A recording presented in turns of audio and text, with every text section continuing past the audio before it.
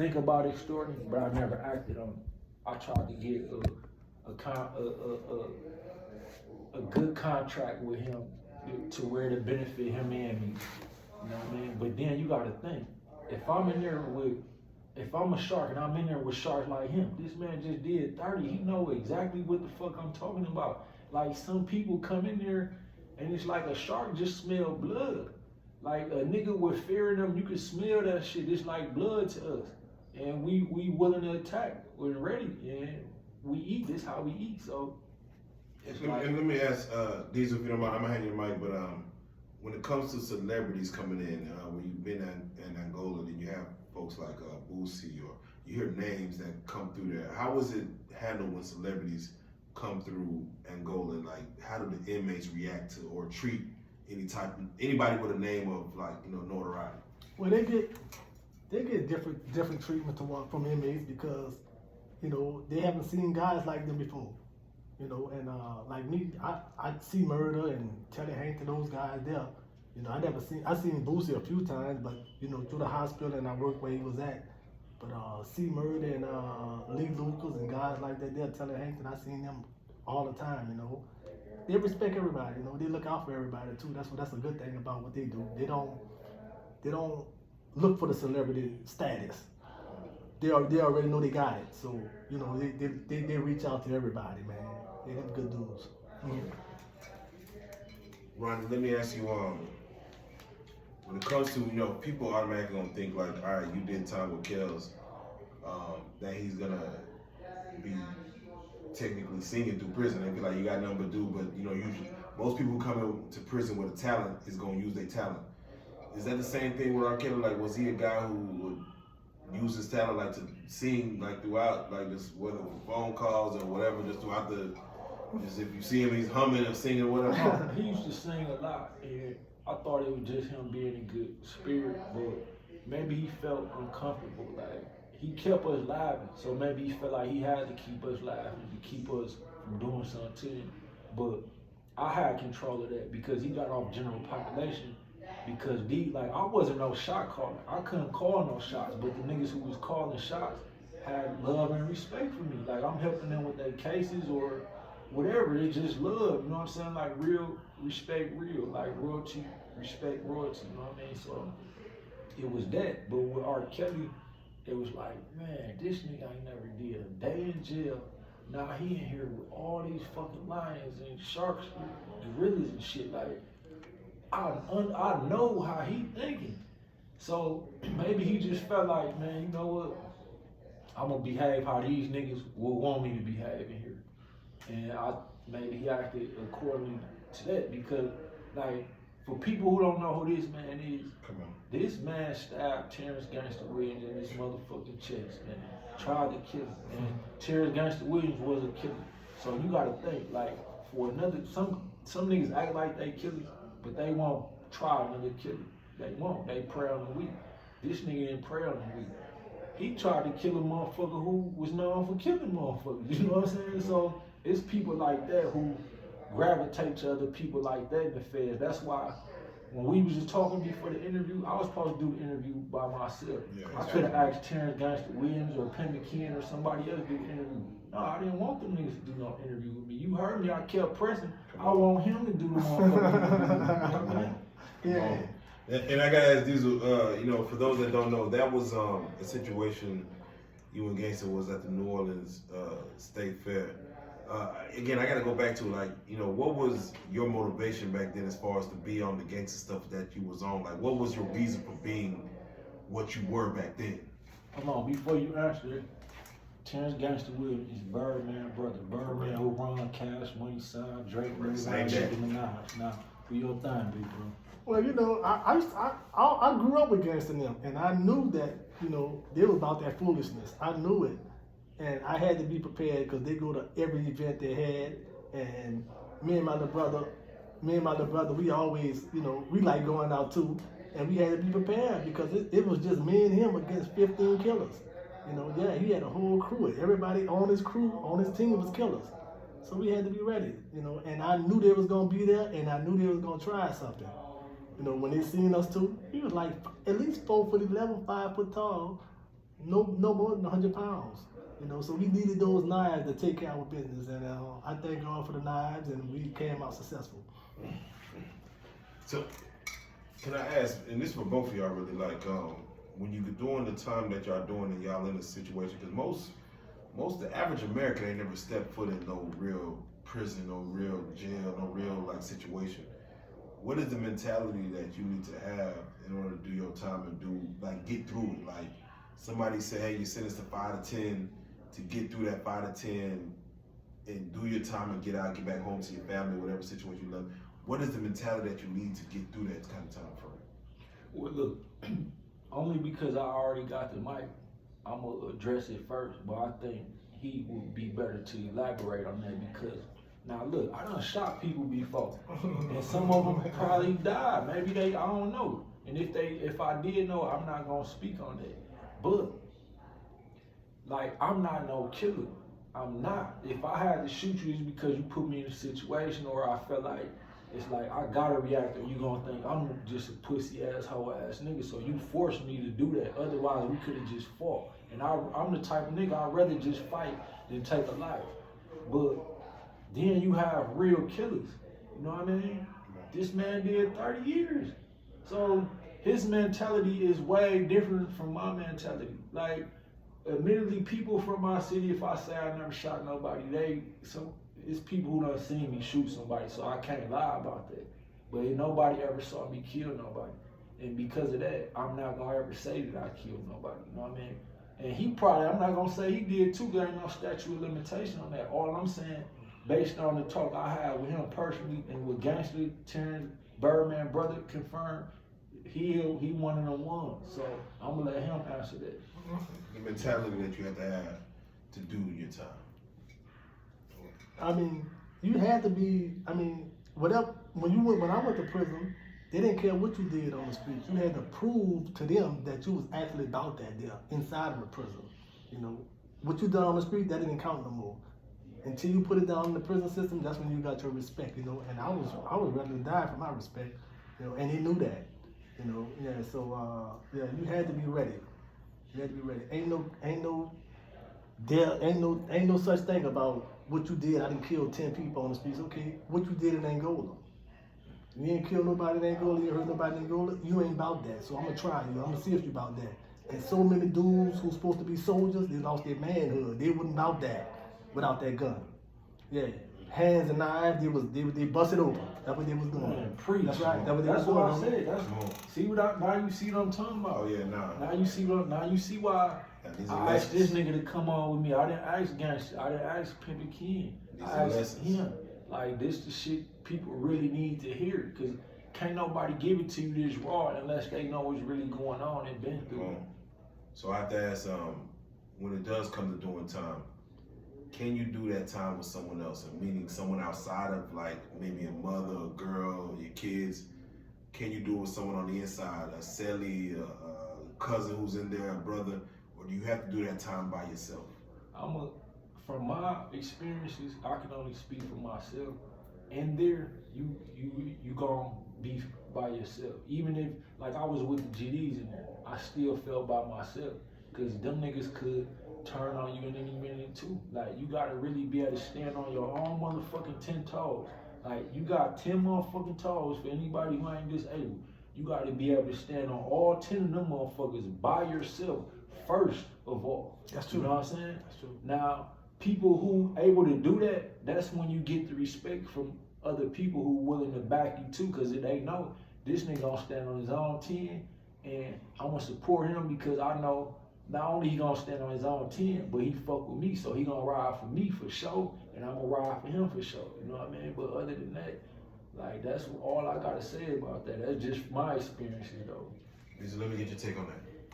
That's true. You know, you have to fight for yourself. Once guys know that you're going to stand up for yourself, then you're going to have a lot of guys come behind you. You know, like my brother Mike, he's the heavyweight boxing champion. He knew that I was going to stand up for myself. That's why he was always ready to come out there behind me, 100%, no doubt. You know, yeah. So you have to be able to, dudes got to know that without your crew, you're going to be a man without those dudes.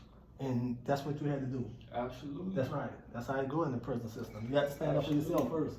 Got to stand up for yourself.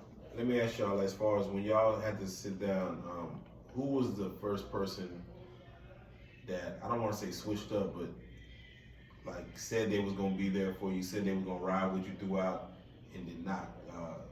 But I'll let you speak on that first. As far as who was it that maybe said that, you gonna get letters from me, don't worry, I got you, I'm gonna hold you down while you in there, that might have switched up on you? It be your girl, you know what I'm saying? Yeah. It be your girl, and then after so much time, like I'm pretty sure he did 30, so I know he knows what the fuck I'm talking about. But no matter who down for you, after so much time, you start to see them get weak because you expect them to be strong with you all the way through. And then again, after so much time, bro, you start to see that support slowly start to fade, and you can't even blame nobody because it's like, I got myself in this situation. I got to deal with this. They got shit going on in the real world that I can't even help them with. You know what I'm saying? So whatever they feel like they got to do to get by in life, I can't even be mad. Whatever they feel like they had to do, because I know how that feel. Because I'm in here and I got to do whatever I got to do to survive. Whether it's kill another inmate, is whatever it is. You know what I'm saying? I got to survive. And people in the community feel like that too, like, damn, I'm putting all my money on his books, or all this time, he calling every day, I don't have time for this shit every day, I'm at work or whatever. But eventually, people who act like they love you or probably really love you, even the ones who really love you, it's like they gonna get tired eventually, or something gonna happen in their life to where they can't continue to support you like you expect them to. These are for you. Who was one of the first people that switched up that you thought was gonna hold it down for a little longer than they tapped in for? My baby mamas. A girl. My baby There we mamas, go. man. I mean, I just knew that they was gonna be there the whole time. But I mean, I'm talking about like 6 months, man. They all switched on me, man. And my grandma told me, she said, "Look, don't be worrying about them pickerhead girls now. I got you. Don't worry about nothing. I got you." And my grandmother, my mother, my sister, they held me down the whole time, man. I'm talking about, it was unbelievable. But yeah, I went through some stuff with them females. That would really crush me, them females. I wasn't worrying about the dudes. I was worried about the females. Yeah, man. gotta be. Yeah. Yeah. Man, Bo, last question, man, in regards, man, of course, again, this is Prison Stories 101. You doing time R.Kelly, do you have, like, just, for the fans at home, like, the fans of R.Kelly, do you have a story to tell us that is just basically a real R.Kelly moment that they probably would love to hear of him while he was in there? Well, the moment that impacted me the most with him, like, look, I done talked about all this gangster shit, but Master P once said gangsters need love too. You know what I mean? Then I think Webby followed up with that. A lot of gangsters, we do feel like we need love too. And I'm a gangster, you know what I mean? And it was times where it's like, damn, no matter how hard life done made me or how cold it made my heart, I still feel like I need motherfucking love. So me to see somebody this big, you done wrote songs for Michael Jackson, you done did tours and albums with Jay-Z, like you the one, and you in here with somebody like me. So I really, the first time, cause we communicated through like notes and shit before I actually met him in the medical unit. So the first time I met him, the talk that we had, when I got back to my cell, bro, I cried because of the talk we had. I'm thinking like, ain't no black man in America safe, no matter what you do. Bill Cosby, Tupac, Kobe Bryant, all these dudes got sex cases. Mike Tyson, like, and then for those, like they do that to people like them that they can't. They really want to get us for something like a murder or a dope case. So when they can't put that on you, then it's like the only other thing we come up with is a sex case. So that's how I looked at him. Like I understand how the public looked at him, and that's why R. Kelly was never really harmed in the feds, especially during my time. Even during this time, he's still safe because of me. You know what I mean? And a lot of people know that. You know what I mean? Especially his family As long as he know, you know what I mean? Yeah. That's why, like, me and Wack 100, I don't like him, we not cool. But he talked to R.Kelly, he tried to get R.Kelly to say something against him. R.Kelly couldn't, he still got to be safe in there. But it's like, the talk that we had and seeing him go through that, it's like, man, this shit, like, bro, he know he did 30. That shit ain't for any human being, bro. Yeah. Like, you gotta have a strong fucking mind to get through that shit. Especially long, I did 10 years, he did 30. It take a lot to get through fucking 10 years, my nigga. Even if some niggas can't do a day, a year.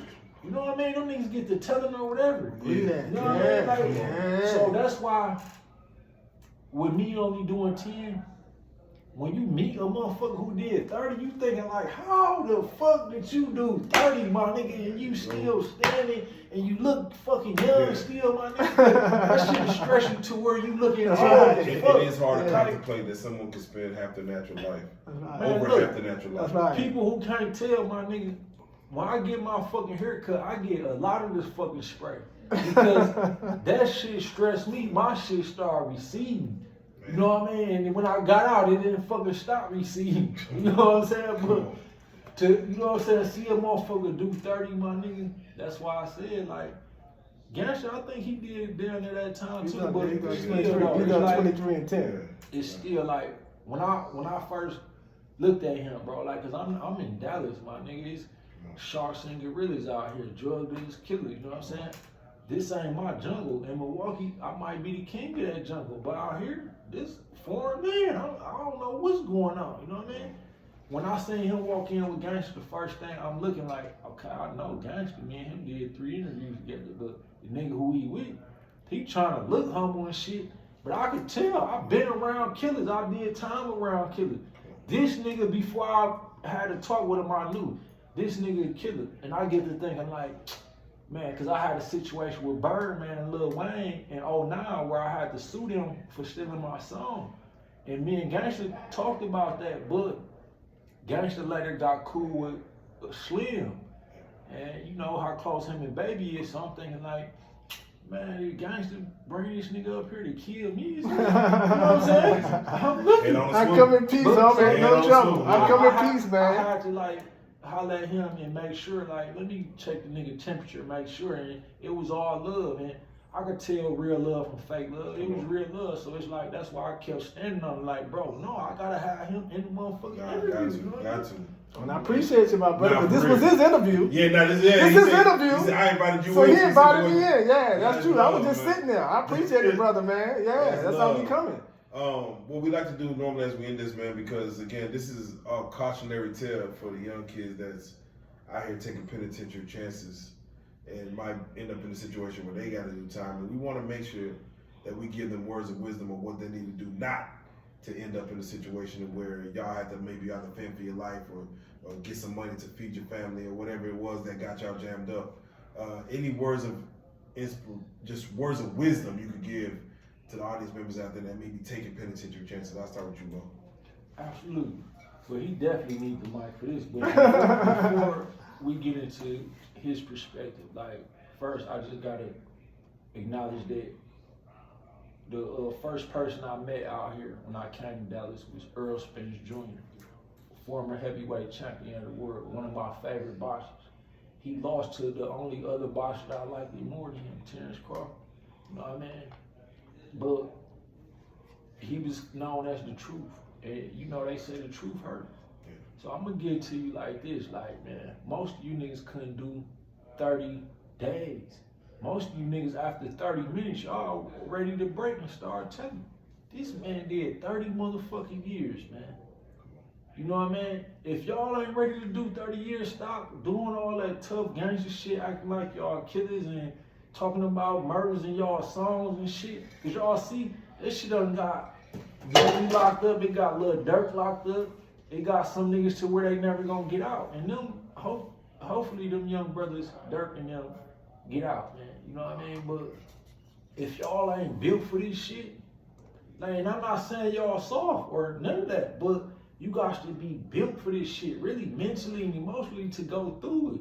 Like, I done seen it, some motherfuckers 30 minutes, bro, what you think they gonna do? Like, oh, Man, bro, you finna go through probably 3 hours of interrogation, man. You ain't even got through that part yet. And you acting like this, my nigga. So, like, the shit ain't, the street life ain't for everybody. It's not even admirable like it was when I was growing up in it. Like, it was okay and admirable to be a street nigga. Right now, a lot of street niggas telling you, like, they done fucked up their reputation. There's nothing you can really look up to them and admire them about other than some money. And then we see how easy it is for the feds to come take that away. So, like, if you got anything else to do other than trying to be a street nigga or any of that, please do that, because it's too much bullshit to come with this real street shit. And I'm a real street star. That's why I'm a motherfucking real street star. You know what I mean? And he another one. And I know he already been who he was before me, but I just wanna, people need to hear from people like him, like people in the community who look up to that shit, wanna be like people like me or him. Like, man, listen to him, man. Listen to somebody who did 30 years, because you can't get no better perspective than somebody who done did that shit and back out here, you know what I mean, and understand. For real. You just speak on as far as any wisdom you give. Yes, pay attention, kids, youngsters. Pay attention to what your teachers tell you and the elderly people tell you in the hood. I mean, it may seem like it's harsh words that they're telling you, but they mean you well. They mean you well. We might look at it like they tripping and all that. You can't tell me nothing, but they letting you know they have been through it already. You know, stay in school, build your credit up, and all those things that you're in the streets trying to get, that's gonna come. I mean, once you build your credit up, you can go sign for all of those stuff. The Benzes and the houses and all of those stuff, man. Yeah, so just stay focused, man, and stay away from negative people and negative conversations, and you'll be all right. Wow. And look, shout out to my nigga Lamar, cause it's crazy what he just said before I just met him. Hours ago today, I had a talk with my nigga Lamar, who just got out from doing years. You know what he did? This time, he did the right way. He got his credit together. Look at he him. in a brand new car, 2025 off credit. What? Yeah, normally what you fighting to get. On He will credit, give off to you. credit and shit. You know what I'm He saying? will give to you. They'll put that money in your hand. Nah, God works in mysterious ways. I Thank didn't you for that. ask this nigga to be a part of this for nothing. Look how God works. Yeah, Like, nah. God tell me which route to go and what Ain't to that do. something? Come And, on. you know, it always come out the right way when you do shit is God's way. You know what I'm There you saying? go. It's God's plan, God's way, and it is no other way. God first, man. Nah, you out there taking penitentiary chances. There is a method of getting exactly what you're looking for. Everything that the dope dealer got, everything that the hustler got, the pimp got, Come on now.